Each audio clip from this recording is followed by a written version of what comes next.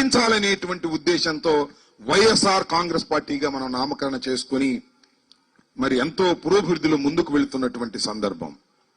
Up and downs వస్తాయి. రాజశేఖర రెడ్డి గారికి కూడా అప్ అండ్ డౌన్స్ వచ్చాయి. అయినా ధీరుడిగా పోరాడి పరిపాలనలోకి వచ్చినటువంటి మహానుభావుడు డాక్టర్ వైఎస్ రాజశేఖర రెడ్డి గారు. వైఎస్ రాజశేఖర రెడ్డి గారే మన స్ఫూర్తి. వైఎస్ రాజశేఖర రెడ్డి గారి సంక్షేమ పథకాలను అమలు చేయటమే కాదు, మరింత ముందుకు తీసుకువెళ్లవలసినటువంటి బాధ్యత కూడా తెలుగు రాష్ట్రాలలో వైఎస్ఆర్ కాంగ్రెస్ పార్టీ భుజస్కంధాల మీద ఉన్నదనే విషయాన్ని మనం మర్చిపోవద్దని, ఆటుపోట్లను ధైర్యంగా ఎదుర్కొని ముందుకు సాగాలని మిమ్మల్ని అందరినీ జన్మదిన సందర్భంగా కోరుకుంటూ మరొక్కసారి రాజశేఖర రెడ్డి గారి 75వ జన్మదినాన్ని పురస్కరించుకొని మీ అందరికీ హృదయపూర్వకమైన జన్మదిన శుభాకాంక్షలు తెలియపరుస్తూ సెలవు తీసుకుంటున్నాను.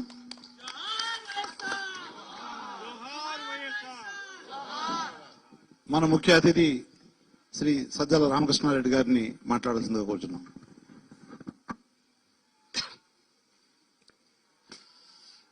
ఈరోజు దివంగత మహానేత, మన ప్రియతమ నాయకులు, దివంగత ముఖ్యమంత్రి, శాశ్వతంగా తెలుగు ప్రజల హృదయాల్లో చిరస్థాయిగా నిలిచిపోయిన వైఎస్ రాజశేఖర రెడ్డి గారి 75వ జయంతి వేడుకల సందర్భంగా ప్రపంచవ్యాప్తంగా ఉన్న తెలుగు ప్రజలకు, అలాగే ముఖ్యంగా వైఎస్ఆర్ అభిమానులకు, వైఎస్ఆర్ కుటుంబ సభ్యులకు, వైఎస్ఆర్ కాంగ్రెస్ పార్టీ కార్యకర్తలకు, నాయకులకు అందరికీ శుభాకాంక్షలు తెలియజేస్తున్నాం. ఆయన చనిపోయి 15 ఏళ్ళు అవుతోంది. ఆయన ప్రయాణం హఠాత్తుగా ఆగిపోవడం, జీవన ప్రయాణం హఠాత్తుగా ఆగిపోవడం ఒక వ్యక్తికి కాదు, కుటుంబానికి కాదు, ఉమ్మడి రాష్ట్రానికి అప్పట్లో పెను విఘాతంగా మారింది. అందరికీ తెలుసు. ఆ తర్వాత జరిగిన పరిణామాలు ఆయనే ఉంటే అనుకునే రకంగా, ఒక వైఎస్ఆర్ ఉంటే అనుకునే రకంగా ఎట్ల చోటు చేసుకున్నాయో ఈ చరిత్ర, సమకాలీన చరిత్ర మనం ప్రత్యక్షంగా చూశాం. అందులో ఆ సంక్షోభంలో నుంచే, ఆ పోరాటంలో నుంచే పుట్టిందే ఆయన ఆశయాలతో వైఎస్ఆర్ కాంగ్రెస్ పార్టీ. రక్తం పంచుకున్న బిడ్డగారే కాకుండా ఆయన ఆశయాలకు వారసుడుగా జగన్మోహన్ రెడ్డి గారు పోరాటాల మధ్యనే ఈ పార్టీ ప్రారంభించారు. ఆ రోజు నుంచి ఆయనతో అడుగులు అడుగు వేసిన వేల మంది, లక్షల మంది అయ్యారు. కోట్ల మందికి ఆశాదీపంగా రాజశేఖర రెడ్డి గారిని మించి మరో 10 అడుగులు ముందుకు వేసే బిడ్డగా ఆయన నిజమైన రాజకీయ వారసుడుగా జగన్మోహన్ రెడ్డి గారు ఈ రాష్ట్రానికి ఏం చేశారో గత 5 ఏళ్లలోనే 20-30 ఏళ్లలో జరగాల్సిన అభివృద్ధిని కానీ, సంక్షేమాన్ని కానీ, ఒక పేద కుటుంబం కేంద్ర బిందువుగా, పేదరికానికి శాశ్వతంగా స్థానం లేకుండా నిర్మూలించే దిశగా ఎవరి కాళ్ల మీద వాళ్ళు నిలబడి, ఏదో ప్రభుత్వం ఇచ్చే పథకాల మీద ఆధారపడకుండా సొంత కాళ్ళగా నిలబడగలిగి వాళ్ళ తలరాత వాళ్ళు రాసుకునే రకంగా ఒక దానికి ప్రారంభించడమే కాకుండా పథకాలు ఆచరణలో కూడా ఆ మేరకు ఫలితాలు కూడా తీసుకొచ్చారు 5 ఏళ్లలో. ఇది 5 ఏళ్లలో మనం చూసాం. మన కళ్ల ముందే జరిగింది. అది జరిగింది. 5 ఏళ్ల తర్వాత మళ్ళీ ప్రజల ముందుకు వెళ్ళాం. ఇదిగో ఇంత చేశాం, మీ ఇంట్లో మంచి జరిగి ఉంటే మీరంతా ఓటు వేయండి అన్నాం. ఫలితాలేమో వేరే రకంగా వచ్చాయి. ఇంతకుముందు రాంబాబు గారు అన్నట్టు రాజకీయాల్లో ఇది మామూలు. కానీ ప్రజల పక్షాన్ని నిలబడిన పార్టీగా, ప్రజలకు ఏ కష్టం వచ్చినా కూడా పక్కన ఉండే, వాళ్ళలో మమేకమై నిలబడే పార్టీగా మన ప్రయాణం అనంతం. అది ఆగిపోదు. ఒక రోజుతో వచ్చేది కాదు, ఒక రోజుతో పోయేది కాదు. అందుకే ఎక్కడైతే ప్రజల జరిగిన ఎన్నికలు కానీ, ఆ ఫలితాలు కానీ చూస్తే చాలా అనుమానాలున్నా వాటి గురించి లోతుకు పోవడము అది కరెక్ట్ కూడా కాదు. ప్రజల తీర్పుగానే దాన్ని భావించాలా. బహుశా ఏ హామీలైతే అసాధ్యమైనవో, అసాధ్యము ఇప్పట్లో చేయలేమని వాళ్లే సన్నాయి నొక్కులు నొక్కుతున్నారు ఈరోజు అధికారం లేకొచ్చిన వాళ్ళు, వచ్చి నెల తిరక్కముందే.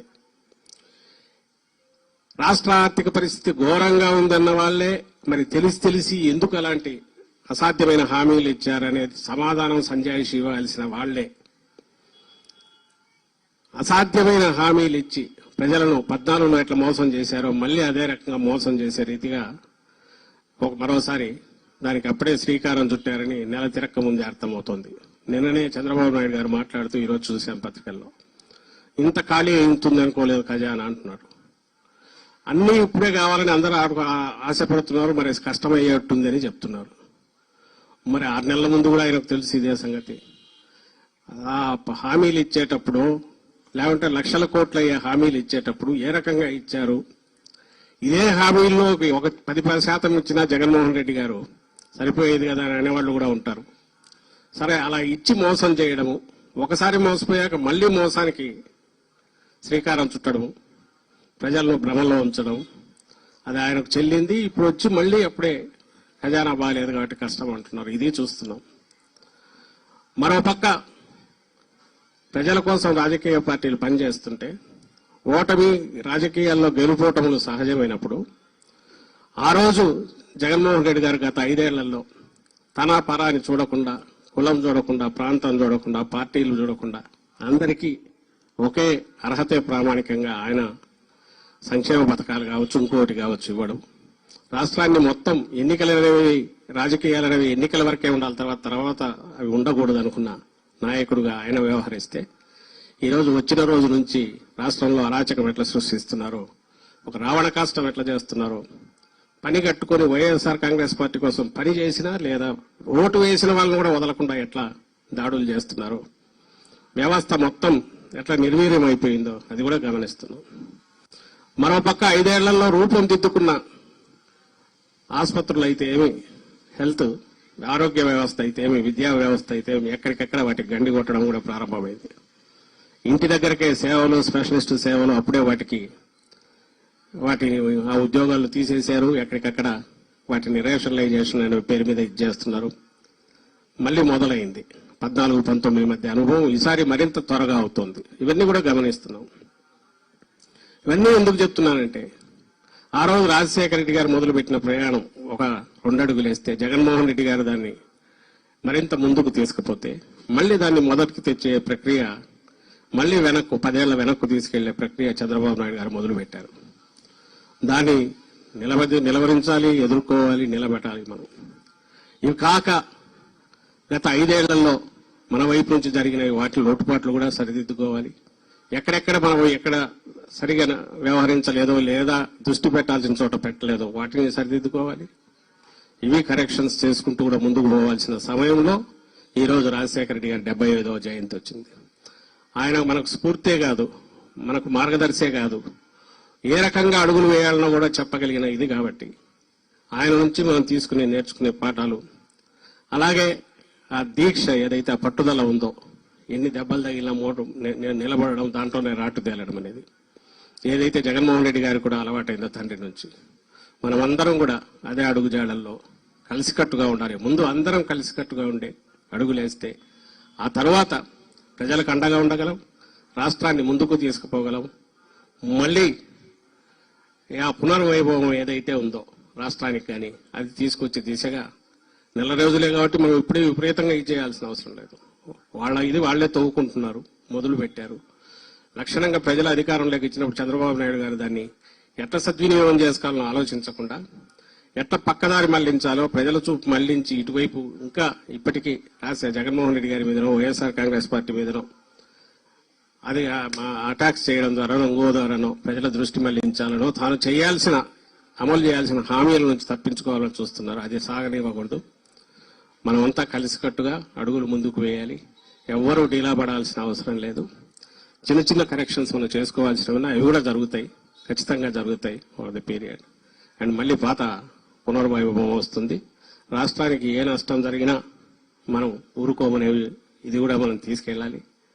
అండ్ ప్రజల పక్షాన ఎప్పుడు నిలబడే పార్టీగా మరోసారి పునరంకితం అవుతామని మనం అందరం కూడా శపథం చేయాల్సి ఉంది. ఈ సందర్భంగా ఈరోజు ఇంతకంటే మంచి రోజు కూడా మనకు రాజశేఖర రెడ్డి గారి జయంతికి మించింది లేదు. మనం అందరం కలవడానికి, కలిసి అడుగులు వేయడానికి, అదే దీక్ష పట్టుదలతో జగన్మోహన్ రెడ్డి గారికి అండగా నిలబడడానికి, పార్టీని ముందు నడపడానికి అని చెప్తూ మరోసారి అందరికీ రాజశేఖర రెడ్డి గారి జయంతి 75వ జయంతి ప్రత్యేకత ఉన్న రీత్యా 75వ జయంతి సందర్భంగా శుభాకాంక్షలు తెలియజేస్తూ సెలవు తీసుకుంటున్నాను. Thank you. ఇప్పుడు పుస్తకావిష్కరణ సజ్జల రామకృష్ణారెడ్డి గారి చేతుల మీదుగా.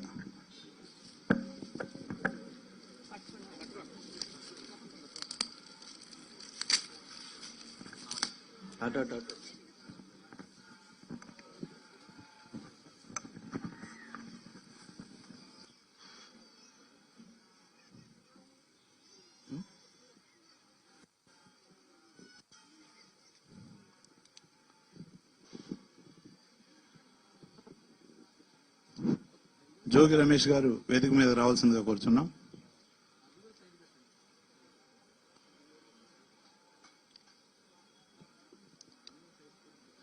అపార భగీరథుడు వైఎస్ఆర్ అనే పుస్తకాన్ని రచించడం జరుగుతోంది. అపార భగీరథుడు వైఎస్ఆర్.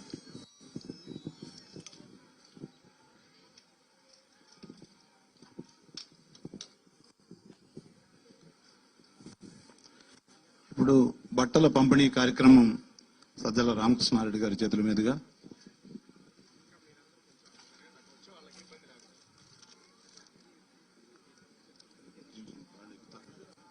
పైకి రండి.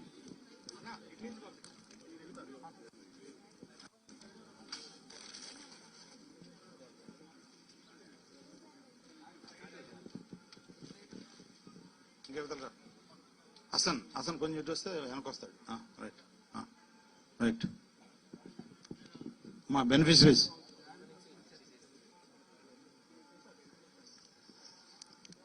పైనుంచి కిందకి వెళ్ళండి. మీరు నలుగురు వెళ్ళండి. అట్లా అక్కడ ఇచ్చేస్తారు, కిందనే ఇచ్చేస్తారు. పైకి ఎక్కడం కష్టం. కిందనే ఇటు వచ్చేయమ్మా తల్లి, ఇక్కడికి వచ్చే తల్లి. Right right. అటు తిరిగమ్మా. మీరు అడ్డుగా తప్పుకోండి దయచేసి కొంచెం అడ్డు తప్పుకోండి అమ్మా. నాన్న మీరు కూడా ఇటు రండి కొంచెం.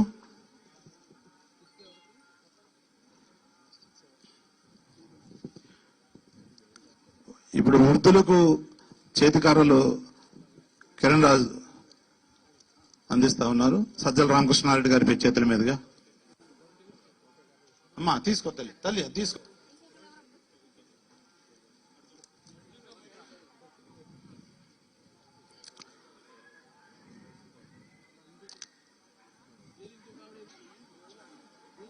అమ్మా తల్లి ఇటు రండి.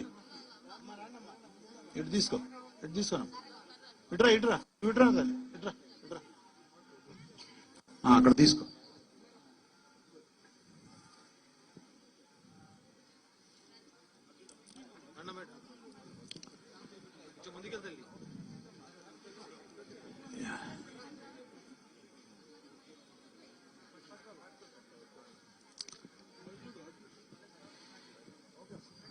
ఈ కార్యక్రమం ఇంతటితో ముగిసింది. అన్నదాన కార్యక్రమం కూడా ఉంది. అందరూ భోజనం చేసి వెళ్లాల్సిందిగా కోరుచున్నాం. జై జగన్, జోహార్ వైఎస్ఆర్, జోహార్ వైఎస్ఆర్, జోహార్ వైఎస్ఆర్, జై జగన్.